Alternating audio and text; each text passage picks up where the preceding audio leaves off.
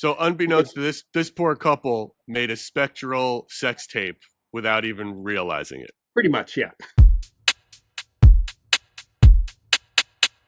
Welcome to Splintered Spirits, a podcast hosted by me, Gary, and my nephew Johnny, where I follow Johnny as he tries to prove his theory that ghosts are the fractured memories of the living. In the last episode, Johnny and I tried to trip up a particularly nasty spirit named Edward in order to see if there was a connection between him, I don't know how spirits identify, and a younger version of itself that we spoke to at a cemetery. It didn't really work, but we did prove one thing, that I have no idea what I'm doing as a paranormal investigator. Hopefully that's about to change. On today's episode, I'm speaking with an expert who has thousands of paranormal investigations and numerous books about them under his belt, including a paranormal casebook. That and all of his books can be found on Amazon. This is Professor Paranormal himself, Loyd Auerbach. He's about to give me a crash course in psychical phenomenon. So let's dive into the conversation. All right, we're up and running.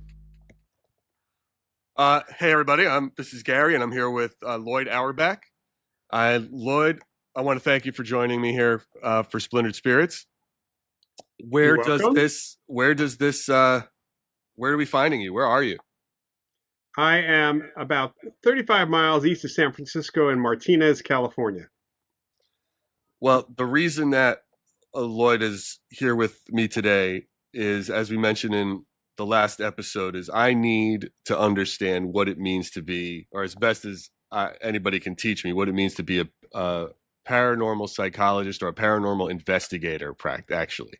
For anyone who doesn't know Loyd Auerbach, he is a bona fide expert. He graduated from Northwestern University in cultural anthropology, has a master's degree in parapsychology from JFK University, which is now National University.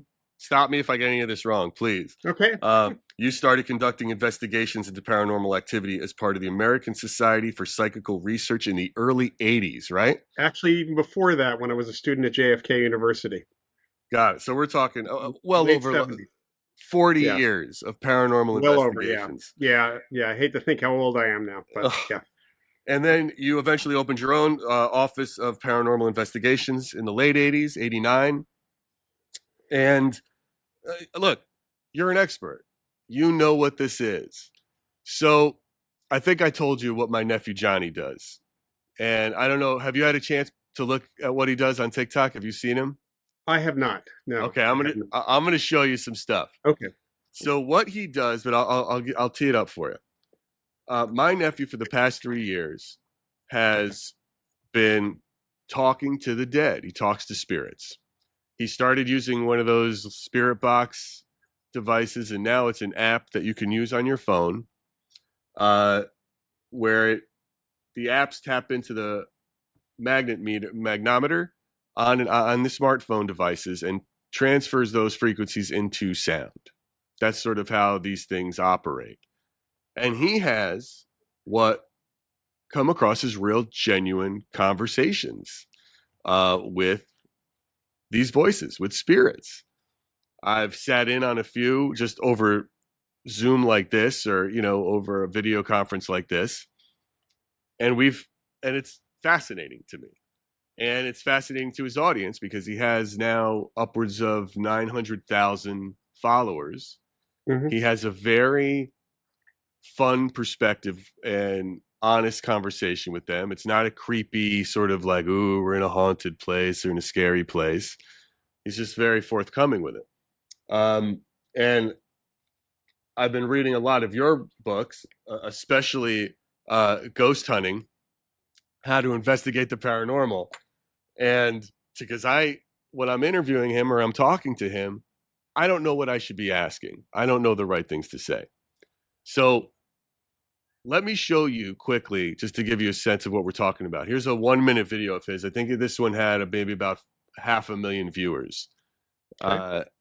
And then you'll get a good sense of it, how this goes. So I'm going to try to share my screen here with you. Well. Yeah. Closer. Can you hear it? No. I'm here.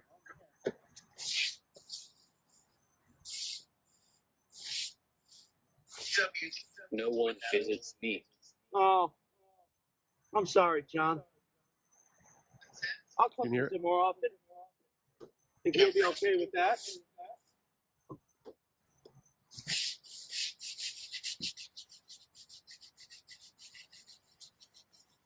I'll definitely come and visit.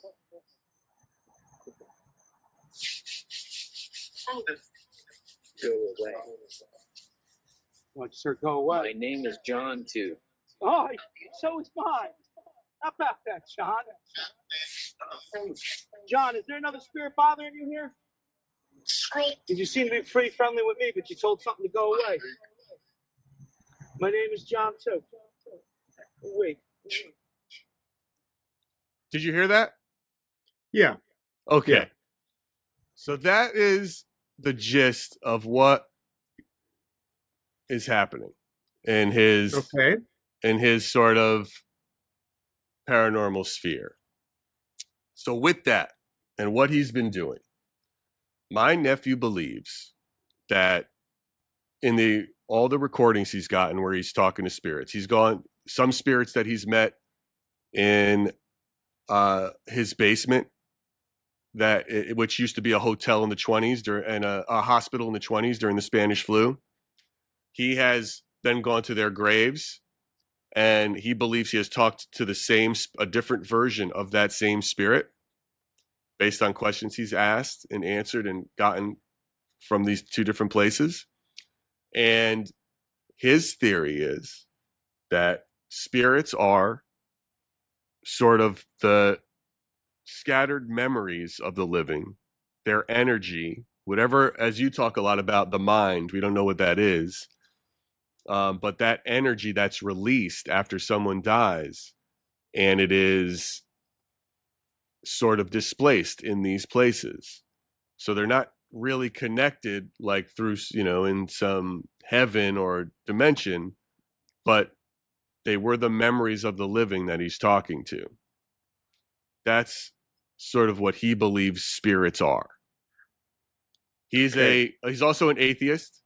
He doesn't believe in the God, heaven or hell. I'm just saying. So he looks I don't at believe it. in heaven or hell either. So that's yeah. So when you see something like this or hear what I'm telling you, I'd like to know what you think, and start back, because you have a very helpful and good definition of, you define sort of three categories: apparitions, hauntings, and poltergeist. So why don't you tell us what that is, and then tell me what that is, and then we'll go from there. So based on many thousands of reported experiences, based on investigations that have been done since at least, actually even before the start of the Society for Psychical Research in 1882, based on the witness testimony, the interactions with psychics and mediums, all of that information. An apparition is seemingly the consciousness of a human being, although sometimes it can be pets. We have animal ghosts too, that are around, stay around for usually a very short time. There are exceptions that go on for decades sometimes, that can interact with human beings. We as human beings are using our ESP to be receivers. So it's a two-way street with apparition, with consciousness. But the personality is much more than you'd ever get with a spirit box. In fact, we'll get to spirit boxes later.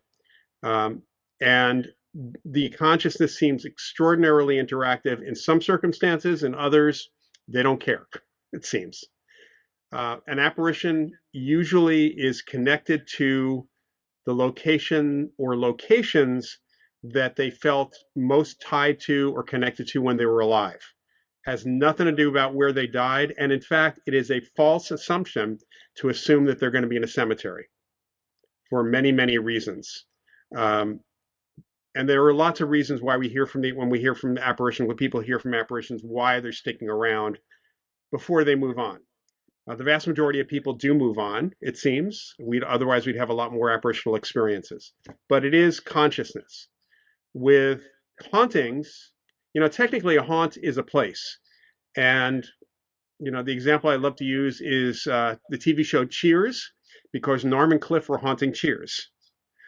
We all haunt our own homes. We all haunt places. And the idea of a haunt in relation to the paranormal or haunting is what they call on TV residual haunting. The idea that we as living people leave information behind, and that information kind of is picked up by the living's ESP and played back in various ways. Some people will get it visually, some people auditorily. You might feel something. It's usually very emotional, and almost every adult has experienced some form of haunting, although they don't ever think of it this way. It's walking into a house you've never been in before when you're house hunting, or an apartment, or perhaps someone you're visiting, and it feels weird, it feels strange, it feels happy, it feels sad. You're picking up the emotions of the people that are living there. That's a haunting. Can you share a specific example of a haunting that you've experienced? Sure. Well, that I've experienced or that I investigated? That you investigated, like something that you've been around. Yeah, I mean, I've experienced hauntings myself over the years, Sure. but one of my earliest investigations, which was under the auspices of the ASPR in New York, it was a couple that had moved into this house that was less than 6 years old, in a development that was less than 6 years old in Bedford, New York. And they had been living there for, by the time they called me, almost 6 months. The previous owners were still alive. It was a brand new house. They made enough money. They were young. They got older, and then they moved into Manhattan. They were in the financial industry. So the couple moves in. There are two master suites upstairs. What was reported to us, or to me, was that every night around 3 a.m., they'd be woken up by the sounds of two people making love in the next bedroom. And it was loud, apparently. And this went on. Both the couple kind of experienced it. There were some other things going on relationship-wise for this couple that was reporting it, but effectively they learned that if they walked in the hallway after being woken up, it would continue, but as soon as they crossed the threshold of the other room, it stopped. So they were taking turns turning it off, essentially. All right, so this was going on a very regular basis for them. And again, both of them were experiencing this. I was able to start talking to neighbors. Because I wanted to know if there was anything that other people were reporting. Was there anything in the woods, maybe? Because that part of New York and all of Westchester and all the New York area was very active during the Revolutionary War. And there's Yes, this is where he is. This is where my nephew is, by the way. We'll get back to that. That's where we're from. I grew up in the White Plains area. Oh, near I'm from Portchester, New York. That's where he is. Yeah. So he's all over there. Okay, yeah, right. So I'm very familiar with Tarrytown and the Ledge of Sleepy, all that stuff. Sleepy Hollow, all of it. Yeah. Lookout Road. Yeah. That's where he goes a lot. Oh yeah. God, I haven't heard that in I don't know how many decades. Yeah. So one of the neighbors, the next door neighbor finally, because nobody experienced anything and nobody thought the previous couple was weird, but the next door neighbor, he had just come home from work, and he said, well, the only thing I could say that was kind of odd was in the summer, late summer, in the early fall, in the spring, we have our windows open. We didn't have air conditioners on. And every once in a while, my wife and I would get woken up in the middle of the night by the sounds of the two of them going at it like wildcats. And he points from that bedroom over there. So whoever this couple was, they left a heck of a imprint behind. And so I got the number from this neighbor. I got the number of the guy who used to own the house, who was at that point in his very late 20s, very early 30s. And I called him on Monday morning because I was up there on a Friday and explained who I was. And he was curious when I said American Society for Psychical Research. He says, what are you calling for? And I said, well, the couple who living there seem to think that the house is haunted. And he got very defensive all of a sudden because he thought maybe they wanted out of the deal, even 6 months later. Right. So I interrupted him and it said, what does 3 o'clock in the morning mean to you and your wife? And there was silence. And he said, okay, tell me what's going on. So I explained it. And then he said, well, yeah, my wife and I used to get up. He said, I'm not going to go into the story as to why, but it was kind of a ritual for us. We'd wake up at 3 o'clock in the morning and we go at it. I guess we were a little bit loud. So wait a minute. So I have to cut you off in here and ask. Yeah. You're talking about this house is haunted by a couple that are still alive. That's because a haunting is merely a recording in the environment. It is not conscious. It doesn't interact. It is a recording. It's no Okay. different than watching The Maltese Falcon. Pretty much everybody from that movie connected to it is dead. Almost, I think there's still a couple people still alive. But they made the movie when they were alive. And people make movies. You're making a recording right now. You and I are alive right now. Somebody could listen to us 100 years from now, and we'd be dead. So a haunting is made by the living, but it can continue after the people are dead. And there are so many hauntings that are reported. You know, some of the famous ones, of course, are from places that have been around a long time, like Gettysburg. But there are so many hauntings that are reported where the hauntee, the thing, person or activity that created the haunt, they're still alive and not even living there. Sometimes they're actually living in the same house still. So unbeknownst to this poor couple made a spectral sex tape without even realizing it. Pretty much, yeah. Yeah. Okay. Yeah. That is a great haunted story. And Yeah. okay, and this is super interesting, and we're obviously going to loop back to this definition of this imprinting as we get into what Johnny does here. So, okay, and the last thing is this idea of a poltergeist agent. So poltergeist, even though the term literally translates to noisy ghost, the term goes back to the 16th century in Germany, when people had no clue about any of this stuff and didn't even know what electricity was at that point. So, you know, if we take the evolution of words, do you know that the word computer in the early 20th century referred to a person who was mathematically inclined and computing numbers? I didn't. Yeah, we would never say that. We would never say that today. You know, certain words evolve, and starting in the early 20th century, there was a researcher named Nandor Fodor who was also a psychoanalyst, and he started looking at some poltergeist cases from the psychoanalytic perspective and finding that there was always a connection to a person, to a living person in the cases. And then the model was kind of completely formulated and secured in 1958 due to a case on Long Island where a 15-year-old boy was actually psychically responsible for causing all the activity. And this was a case that was investigated by firemen, by police, by a couple of magicians who I happen to have been able to talk to over the years, one of whom absolutely witnessed something, he told me, and of course by some parapsychologists. William Roll and J.G. Pratt came up with this idea, which we've been following this model for a long time. And of course, the stereotype, thanks to Stephen King, is a teenage girl.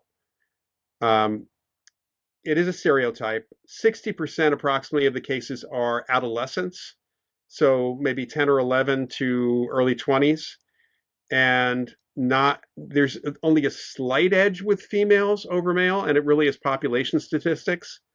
But I had a poltergeist case where the woman was 80 years old.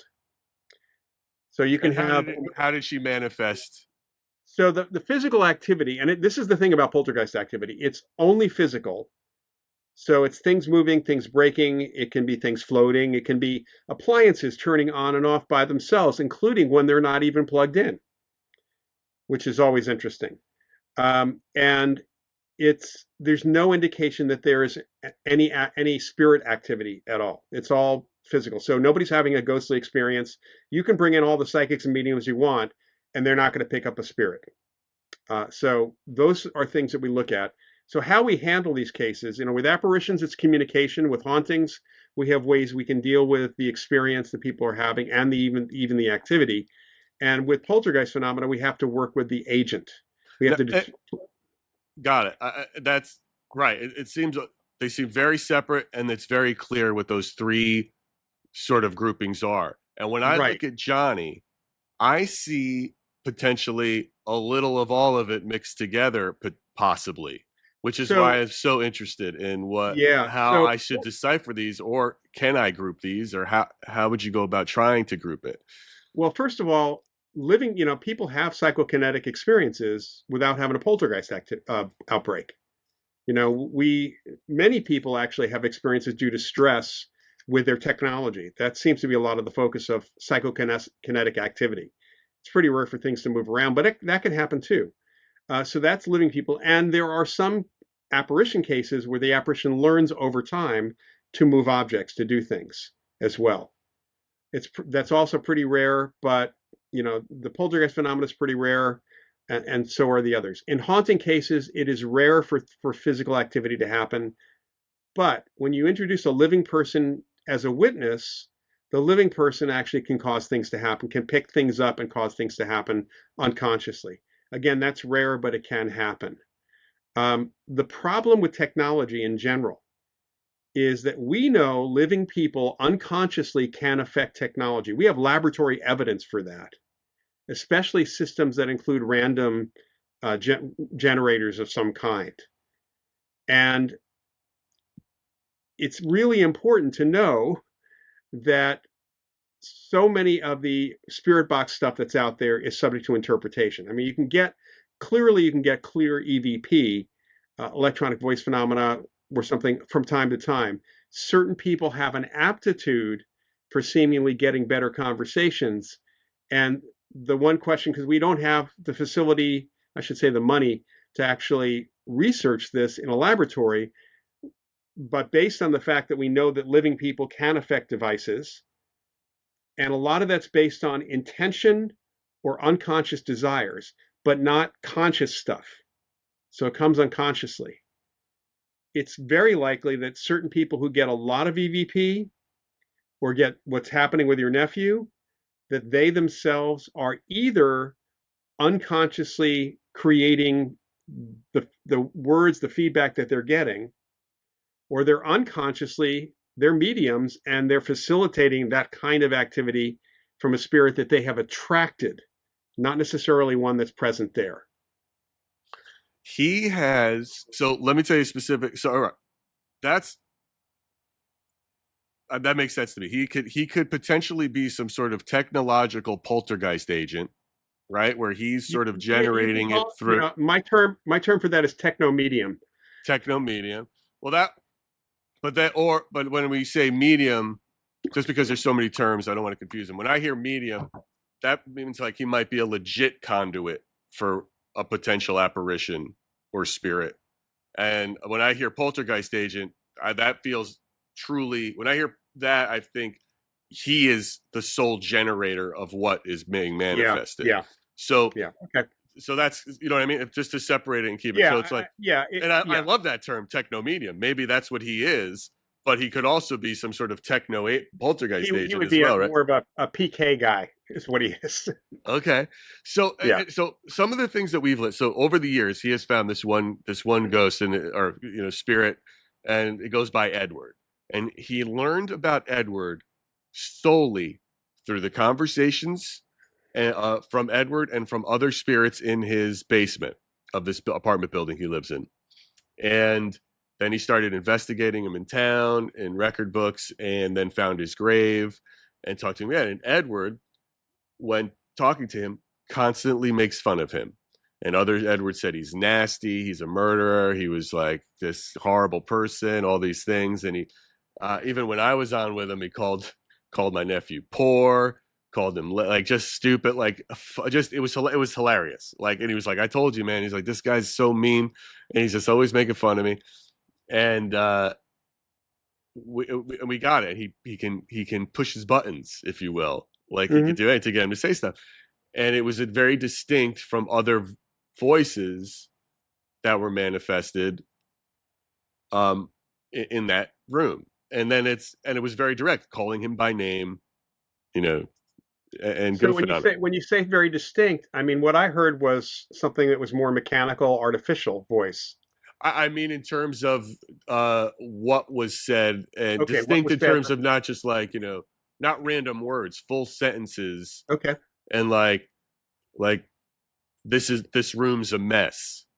And I'm like, yeah, man, it is a mess. What have you been doing down there? And he's like, oh, I've been doing this hobby of this and, for this. And then it's, to make extra bucks. And then it's John is poor, comes across on the machine. It's like, what? And it's completely goofing on him, which was unreal.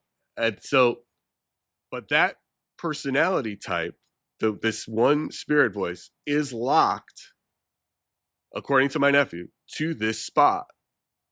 You know, So where let me where just it is. let me stop for 1 second here, Yeah, because please stop me as many times as you want. if truly this is an apparition, he's only locked to that spot because he believes he's locked to that spot. Maybe so. Yeah, I mean that's what we find is that it doesn't take much to convince somebody to move out of the house. We've done that out of the location, and there's no hard and fast rule that locks somebody there, whether it's their death or whatever. In fact, so many apparitions appear in places that they didn't die and places where they lived, and they may not want to move on, or they may not feel safe moving on. There's a fear factor, because especially somebody who might have been a bully or a bad person, like this guy, if he's really a spirit, he might not want to move out of there because he thinks he's going to hell. Whether John believes in hell or I believe in hell doesn't make a difference if the ghost personality believed in hell. That's exactly what John says. He's like, Yeah. it's all about what they believe and how they Yeah. talk. So here's the other sort of idea that, okay, so what should I do when I'm having a conversation with them to try to narrow it down to see, like, well, because like you said, like, first of all, how do I test? Is it him? Is there a way to test if it's him manifesting? Right. Or what? Right. What do I? Yeah. Where do I start? So, first of all, one of the things that's really interesting is that if a person who's operating a spirit box or doing EVP has psychic ability and is affecting the device, if there is that haunting imprint of a person in the place, their unconscious could pick up enough information to mimic that person and have a conversation, even though there's no spirit, there's no there, there's no spirit there. There's just like information that's present. So it's really tough. Unfortunately, using devices, there is no way to determine that there actually is a spirit present. Human being, because none of our there's no device that can detect a spirit. Nothing. Doesn't matter what you see on TV. Doesn't matter what the ghost hunters use. You can use devices that are environmental and other devices to confirm or support a human experience. But without that human experience, you just got unusual stuff happening with devices at that point. Is there a way to test him? Like, is he giving off some sort of magnetic energy, possibly more than anybody else? It shouldn't make a difference. First of all, we all give off electromagnetic fields. We all have that. And they vary constantly because of our emotions, because of our health, our activity, all of that. There are certain magnetometers that can pick up natural EM fields, and we can affect those. In fact, I have a natural tri-field meter here, which basically you can think of it as it sits in the ocean of magnetic field that is in the room that I'm in. And when I move my hand, because I have magnetic field also, I'm playing with the currents. So the magnetometer could conceivably pick up the change or the wake of the boat, the wake of my hand in that magnetic field. Right, it's like that thing Jimmy Page used to play, right? Like the musicians. The theremin. Yeah, the theremin is a good example. Yeah, theremin is a great example of that. Right. We have a field, so we can interact with certain things, and whether we can interact, there are certain devices like, one of the standards that unfortunately ghost hunters use all the time is this thing called a K2 meter, which is a basic magnetometer, and it's so sensitive that someone getting a text across the room could actually set it off. That someone walking by, depending on your particular magnetic field at that time, you could set it off. A living person could set it off. With my natural tri-field meter, one of my colleagues could not get within 4 feet of the device without setting it off. It puts out a lot of energy of that field. So it really is, whether or not the phone app, the magnetometer setting or piece of the phone app, because the basic problems with some of the devices that are in the phones and some of the sensors is the phones themselves put out electromagnetic field. So it really makes it difficult to judge what's going on. It's better to have a separate device. uh, he'll use separate. I mean, he'll use separate phones in his thing just to see what happens with this. I know Yeah, it's the same, but I yeah, mean, certainly when recording or testing him, but it's like, look, there's a lot of copycats of his now, right? Because he is literally one of TikTok's top 200 live streamers. This is always sure. live. It's never a recorded thing, and they try to do it. They're just not doing it. They're just not getting it right. Just because you have it doesn't mean you got it right. Like Right, I got a right. camera. It doesn't make me Spielberg, and no matter how hard I try with my kitchen, I don't cook like Gordon Ramsay. So So it's I would like, say there's something special about John. That John, in any way, shape, or form, John has something that's either attracting spirits to come to him. There are psychics.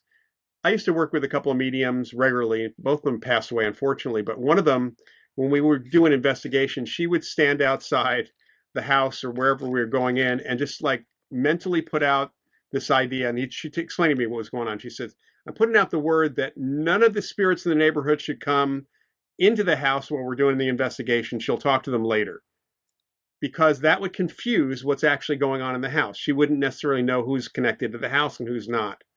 So it's like another psychic said, it's almost like I turn on a searchlight as soon as I turn on my abilities, and then anyone in the vicinity gloms on and comes in because they have somebody they want to talk to. If you've seen the movie Ghost Town with Ricky Gervais, I I recommend haven't. this. It's a great All right. ghost movie. But he has a near death experience during a colonoscopy, which is not proper, but he Right. does. And all of a sudden he can see ghosts, or he can see these people, and they realize, all these people in New York City that he's walking by realize he can see them because he's like getting annoyed with them, and they start running after him because they're all ghosts. And they all can figure out where he is because he's got the searchlight on. So Got it. John may be putting that out there, and these other folks can't do it. So whether or not he is, because of his intention and desire to have these conversations, whether he's doing it unconsciously by himself, or whether he is attracting someone and acting sort of as the intermediary for that, or just So simply attracting them. right, yeah, okay. Now we went and we talked about the problems with the tech. So then where does that lead? Like, what would you do? What should I do? So how do I test to see what it might be? What is a practical approach since technology is too iffy? Yeah, I mean, the practical approach, first of all, is to find it's for him to go, or for you to take him to some place where there is a good record of human encounters with an apparition, interactions, and maybe not even tell him what the story is. Just tell him you're taking him there, and you should talk to whatever witnesses you can to get their stories and do a little research on the place. Preferably not one of the places that have been on TV, but you can't always avoid that. I can recommend a spot you might try um, in a moment, but once you do that and he starts getting messages, you can at least compare that against what the other people have experienced. And Okay. if you can have someone there who has had an experience with that apparition, that ghost, at the same time, if there's somebody there, they might actually experience that ghost again while he's having that conversation. I mean, I'd suggest I can, in that neck of the woods, if you want, let me know. I'll put you in touch with a good medium from Yonkers, Okay. and she should go with you. And she will want to when she sees this. I'm sure she'll be very happy to set something up. Okay. Yes, we'll talk. We can talk about that offline for sure. Yeah, I would love yeah. that. Okay, that's a great place to start, and it's super helpful. I wanted to talk to you about one more thing before we go, because I'm sure you're busy here, and it's about going back to technology again, because there was something great Hmm. when I read in your book that I found really interesting, and that really speaks to his theory, which is in hauntings as well, but this idea of imprinting on the environment, and even in the story you told. His belief is obviously that energy gets dispersed and sort of they settles in these places that were important to them, or the memories that they had and where, and that's why they're dispersed there. But you had talked to you brought up something once about um, in your book about using possibly even like an EMP or a magnet that erases tapes to possibly erase the ghost. And I'm wondering if I should try that to get, if he believes it's energy, is that a way to test? Like, I'm talking to someone, we turn this on for a few minutes and now it's gone. Is that It's a possible. Yeah. Is that I a mean, well, plausible test, I guess, is the question yeah. for you. Well, what the biggest issue is if there is an imprint that's causing, the idea of memory. So really, you're talking. He and I are talking the same thing: memory or information, because it's information, Mm-hmm. right? We leave information everywhere we go. But the problem is that information is not conscious. It's not going to have a conversation. That's the problem. So if you start having a conversation with memories can't. They can only have memories. They can't have a conversation with you. They can't respond to questions. Okay. So that's why I say that if he's picking up that information, those memories, and he's unconsciously projecting what kind of answer that person would have given, that is possible. But yeah, we've used a bulk tape eraser. It's the kind of thing that you erase, I remember. Audio and video tape, right? Yeah. Back in the day, we remember, because back in the day we all used tape. Right. And I actually have now, I have to say that we have no reason or understanding of why using that will get rid of a haunting. One of the things that one of the reasons why ghost hunters are using magnetometers is because they saw us using magnetometers, but we were using magnetometers to determine what's going on in the environment when someone has an experience.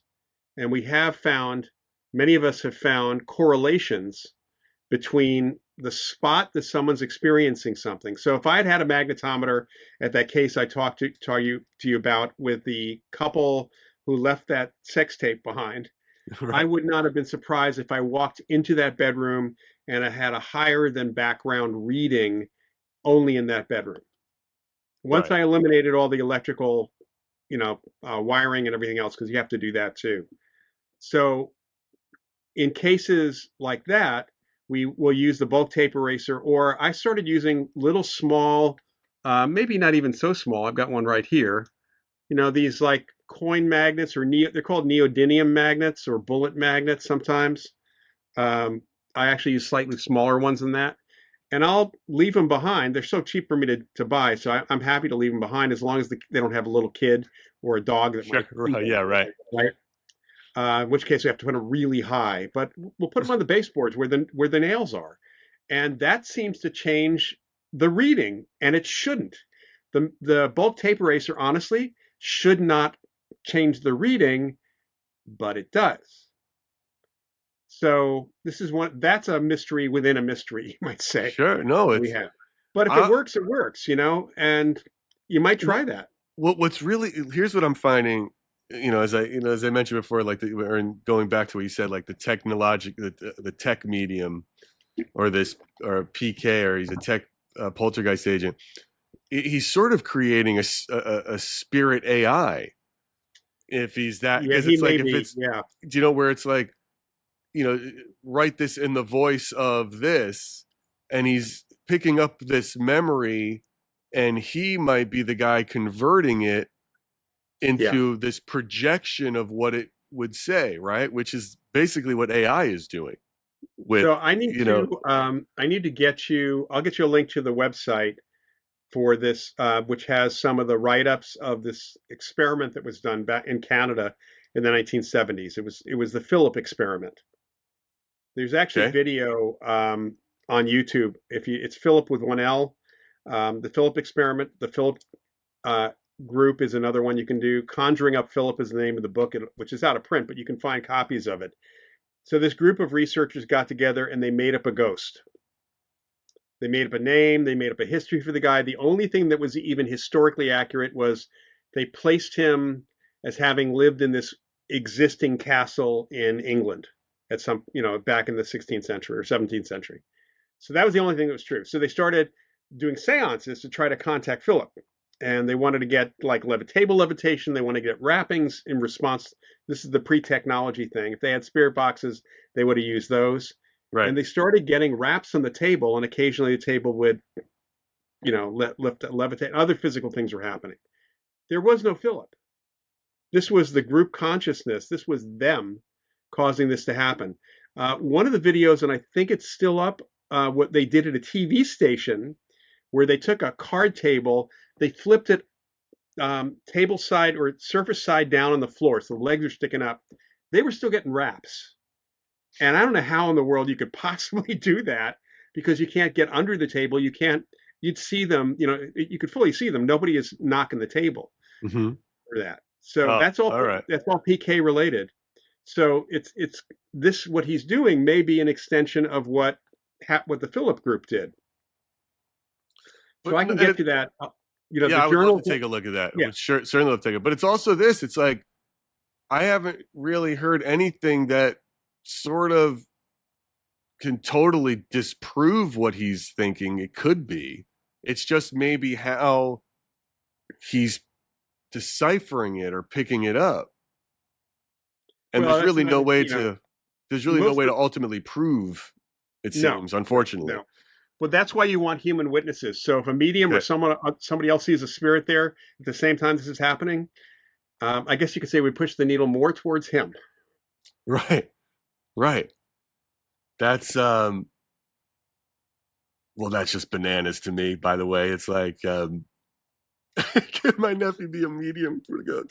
I mean, it really is something else, man. And it's like, but I mean, dude, Loyd, some of these videos have over 20 million views, and some of the voices, if you go and go to TikTok, check out Santa Paranormal, and you'll see like some of the voices are different. Like he was cleaning a little girl's grave, and it was like, cleaning my grave, and it sounds like a little girl, and it's freaky. I mean, it's like he's talking to her, and it's like, what's your name? My name's Mary. She says it. It's just like, it's a whole. The thing is, first of all, if it's going beyond the scope of what the app can do, that's important to know. Like changing the voices, and that's not part of the app. That's one. I don't know if it's part of the app or not, to be honest with you. I can't predict them. It could be just something that it does, like it randomizes. But if it randomizes, it's randomizing correctly to match what he's like. And again, it's tough without the human experience, the human witnesses to know that. Especially, honestly, the last place that we would ever expect to find spirits is a cemetery. Well, the reason he believes that they're there is because of the loved ones left behind who have visited there. So he thinks it's the memory, like that, those memories. Well, yeah. So then that would indicate consciousness, because memories can't do that. And the person has no memory that was left behind at the cemetery. I mean, your body is not going to leave anything behind other than the biological material in those circumstances. So it's almost like it's a projection. It's someone else's memory of that person. Possible. That is possible. Yeah. I mean, there are hauntings. It's a powerful loss, right? Yeah. There are hauntings in cemeteries where people pick up the mourners. They don't pick up the dead. What is that? Deceased. What do you mean by that? What's some pick up mortars? So people who go to the funeral are in grief, and they leave their grief behind. It's an imprint, like the sex tape. That's a different kind of imprint. That's all. Right. It's really rare for anyone to be connected to their burial site at all. I mean, there's no, even if you picked out the burial plot when you were alive, there's just no psychological connection whatsoever after death. There wouldn't be anything. I mean, if you wanted to go to your own funeral, I could see that. Just watching what was going on. I think we all probably want to see how upset people actually are. But that's not what we get in the reports. It's not what we get from witnesses. Well, it's also common sense. I mean, honestly, that's a very logical. How could you have a memory of your cemetery if you weren't there? But maybe it is this. If let's say he's a medium of some kind and he's picking up an imprint that someone very, that lost, has the memory of their child, that grief is stuck there. If he's actually a medium, mediums can connect with spirit regardless of where they are, wherever the mediums are. So he may not need to go to that cemetery. He should try connecting with that same 13-year-old boy that he was connecting with in the clip you showed me someplace else, and see if he can actually get that kid to show up. Because if he's really a medium, actual mediums can call upon spirit from wherever, and again put the call out. Now it is up to the spirit to decide to communicate. Right, but maybe that is something we'll test, and that's a great Yeah. test, right? But it also might be that he's some sort of a medium for hauntings, where it's he can connect to this haunting and then Fill in the blank. the blanks, and he's interpreting right. it in a different way, right? That would be interesting. Again, taking him to a haunted place, take him to a place with. That seems to be really what he's doing. Like, Yeah. if I was going to say, based on our conversation right now, that would be what he's able to do. He is picking up these memories of these spirits from who's ever leaving them behind, and he is creating a model, much like AI would, of what that Right. spirit and what that thing is. Somehow he's doing that through this tech. Mm-hmm. Which is, I don't know if it's true or not, but just based on this conversation and everything you just told me, that's how I interpret it. But you've given me a couple of that is possible. That is one model that Bill Roll actually came up with, in fact, for some of these cases. Huh. I will, and so, all right, we're leaving at this. It's like, okay, we should find a haunted place that he has no connection to and see what he gets. Is a great test. Human witnesses. For that, see how that matches. Potentially get a medium out there with him, see what happens when the medium shows up. Magnets, to see if we could possibly erase anything, to see if there is a magnetic field connection to what we're thinking, right. With energy left behind. And calling on a spirit not in the same location. Yep. To see if he has the ability to call upon them and do that. That is a very fine starting place for a noob like myself to, just to wear the hat of a paranormal investigator to see what I can pull out from him. Is there anything else I should check on him to see that could be affecting what he does and what, how this goes about? Like, does any past medical ailments affect things like... The only thing that we have connected directly to poltergeist phenomena is in about 30% of sets of cases that have been looked at, there was epilepsy or epileptic-like activity in the brain. So not always epilepsy, but epileptic-like activity. So that's in a percentage of the full-blown poltergeist cases. The reality is that we all have these minor, I call them mini poltergeist events happening, especially with technology. You're under stress and you're trying to do something on your computer and your computer is acting really, really weird, or your printer won't print, or your phone goes out for no apparent reason. And once you calm down, it's all fine. Those are very, very common reported events. There are other kinds of physical movements or physical things that have been reported when people are stressed. So we all have some of those experiences, and most of us don't have any sort of neurological issues. But in the full-blown poltergeist stuff, then we do see some of that. Okay. I would not say he has to go in for a brain scan at all. Okay. He might, but not for this. Let me tell you. Okay. He's my boy. I love him. He might need it, but he's got, he's killing it out there. But this is great, man. Loyd, I can't thank you enough for participating in this, for talking to me about it. I truly appreciate it. It is really, really helpful. Good. We'll keep you posted. For me to understand it, and I will absolutely keep you posted. Thank you so much. You're very welcome. That was Professor Paranormal himself, Loyd Auerbach, who was kind enough to give me a crash course on psychical investigating and some action items to work out with Johnny in the weeks to come. We all got a lot of information today, but if there's only one thing to remember, it's this. You do not need a video camera to record an amazing sex session. A really great bang might just imprint on the universe. #goals. Thanks for listening to Splintered Spirits. Come back next time for more conversations with me, Johnny, and the ghosts as we start putting these tests to work.